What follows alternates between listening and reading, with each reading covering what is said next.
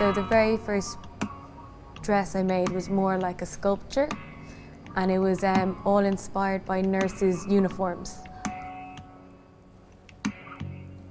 Not the most wearable piece I ever made, but that was my first introduction when I was kind of transitioning from art into design.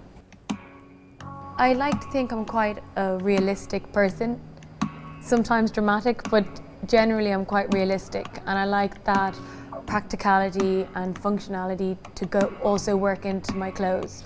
So even though it can be a beautiful thing or an experimental piece, I still believe people should be able to wear it. It really becomes your whole life, because you kind of change your life to work in seasons rather than in years. When working on a new collection, my initial feeling is I always want the next one to be better than the last. It's a real story, each collection, and a feeling. I start to look at different photographers and different art and see what is in keeping with how I feel. This actual collection was images of my grandparents when they were much younger. I came to Hong Kong and visited my Chinese grandmother, who is a real lady and was always really well turned out. I loved her elegance, and it really inspired the matchiness of the collection. So the shoe and the bag matched the jacket and the skirt. But then to contrast that, I also looked to my Irish grandmother, who was a real tomboy. And so a lot of the tailoring came from what she used to wear, and she had a real tough attitude. So it was really the balance of both of their relationships with clothes seen through my eyes today. When you personally relate to a subject, you get so much more from it. So that's why a lot of my work is, I really relate to it, and it's quite emotional. And when it's personal, it makes the work much stronger.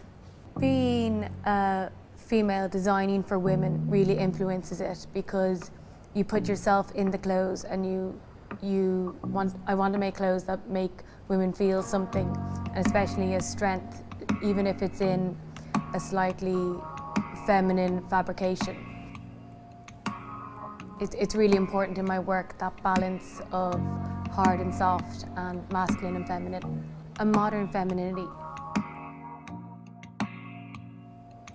His advice to me was always to be really confident about your own identity, and the strength and power of that I've really learned from him.